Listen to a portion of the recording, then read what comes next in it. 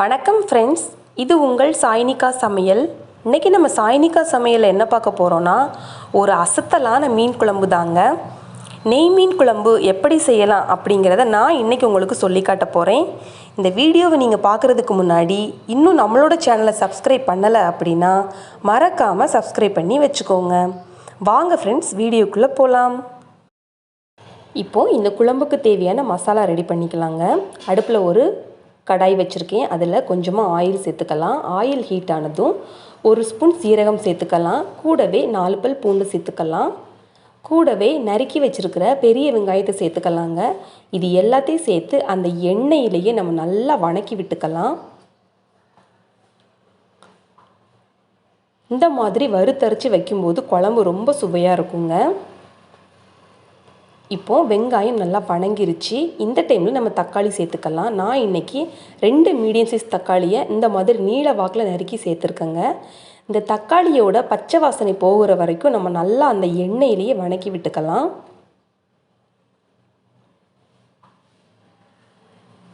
பாருங்கள், தக்காளி கொஞ்சமாக வெந்துருச்சு. இந்த டைமில் நம்ம துருவி வச்சுருக்கிற தேங்காய் துருவல் சேர்த்துக்கலாம். நான் இன்றைக்கி ஒரு கைப்பிடி அளவுக்கு தேங்காய் துருவல் சேர்த்துருக்கேங்க. இந்த தேங்காய் துருவலையும் அந்த தக்காளி கூட சேர்த்து நம்ம நல்லா ஒரு டைம் வணக்கி எடுத்துக்கலாம். ஃபைனலாக குழம்பு மிளகாய்த்தூள் சேர்த்துருக்கேங்க. நம்ம வீட்டில் அரைச்ச குழம்பு மிளகாய்த்தூள் 1.5 ஸ்பூன் அளவுக்கு நான் சேர்த்துருக்குறேன். இது எல்லாத்தையும் சேர்த்து நல்லா ஒரு டைம் கிளறி விட்டுடலாம்.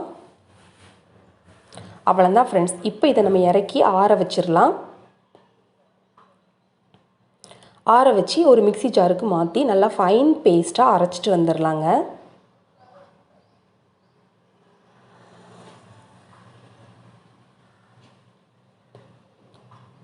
எல்லாத்தையும் மாற்றியாச்சு. இப்போ இதை நம்ம ஃபைன் பேஸ்ட்டாக அரைச்சாச்சுங்க. இப்போ குழம்பு வைக்கிறதுக்கு நான் அடுப்பில் ஒரு பாத்திரம் வச்சுருக்கேன். அதில் கொஞ்சமாக ஆயில் சேர்த்துருக்கேங்க. ஆயில் நல்லா ஹீட் ஆனதும் 1 ஸ்பூன் அளவுக்கு கடுகு சேர்த்துக்கலாம். கடுகு நல்லா பொரியிற டைமில் ஒரு 1/2 ஸ்பூன் அளவுக்கு வெந்தயம் சேர்த்துக்கலாம். வெந்தயம் கரிஞ்சிடக்கூடாதுங்க. நம்ம இப்போது கருவேப்பிலை சேர்த்துக்கலாம். ஒரு கொத்து கருவேப்பிலையும் 2 பச்சை மிளகாவையும் இந்த மாதிரி கீறி சேர்த்துக்கலாம். இது எல்லாம் அந்த எண்ணெயில் லைட்டாக வணக்கி எடுத்துக்கலாம். இப்போது குழம்பு மிளகாய்த்தூள் ஒரு 1/4 ஸ்பூன் சேர்த்துக்கலாம். அந்த குழம்பு மிளகாய்த்தூளை அந்த எண்ணெயிலேயே நல்லா பரட்டி விட்டுடலாம். இப்படி செய்யும்போது குழம்பு நல்ல மணமாகவும் கலர்ஃபுல்லாகவும் இருக்குங்க. இப்போது நம்ம அரைச்சி வச்சுருக்கிற அந்த தேங்காய் பேஸ்ட்டு இதில் கலந்துடலாம். நல்லா கலந்து விட்டுடலாம். நான் இன்றைக்கி ஒரு எலுமிச்சை சைஸ் அளவு புளியை நல்லா தண்ணியில் ஊற வச்சு புளிக்கரைசல் எடுத்து வச்சுருக்குறேங்க. அந்த புளிக்கரைசலையும் நம்ம இது கூட சேர்த்துடலாம். ரொம்ப சுலபமாகவே நம்ம இந்த மீன் குழம்பு வச்சு முடிச்சிடலாங்க. இப்போது இந்த குழம்புக்கு தேவையான அளவுக்கு நம்ம தண்ணீர் வச்சுக்கலாம். இப்போது கொஞ்சமாக மஞ்சள் தூள் சேர்த்துக்கலாம். சேர்த்துட்டு நல்லா ஒரு டைம் கலந்து விட்டுடலாம்.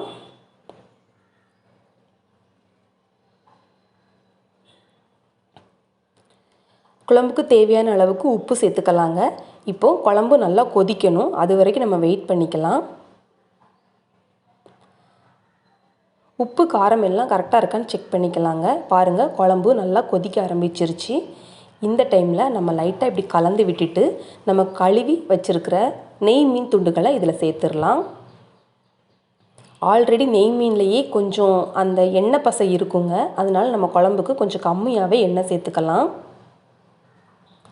எல்லா துண்டுகளையும் நம்ம சேர்த்தாச்சு. இப்போ சேர்த்துட்டு ஒரு மூடி போட்டு ஒரு 10 நிமிஷத்துக்கு வேக வச்சுக்கலாம்.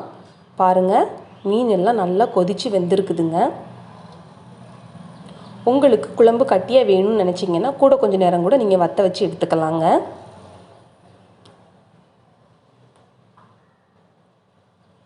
அவ்வளோதான் ஃப்ரெண்ட்ஸ், நம்மளுடைய சுவையான நெய் மீன் குழம்பு ரொம்பவே சூப்பராக ரெடி ஆயிருச்சு. இந்த குழம்பு பார்த்திங்கன்னா ரொம்ப டேஸ்ட்டாக இருக்குங்க. அதே மாதிரி சட்டுன்னு நம்ம செஞ்சு முடிச்சிடலாம். நாங்கள் இப்போ இந்த நெய் மீன் குழம்பை சாப்பிட போகிறோம்.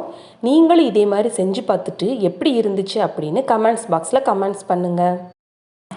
மறக்காமல் நம்மளோட சாய்னிகா சமையலை சப்ஸ்கிரைப் பண்ணுங்கள். உங்களுக்கு இந்த வீடியோ பிடிச்சிருந்துச்சு அப்படின்னா லைக் பண்ணுங்கள், ஷேர் பண்ணுங்கள். தேங்க்ஸ் ஃபார் வாட்சிங்.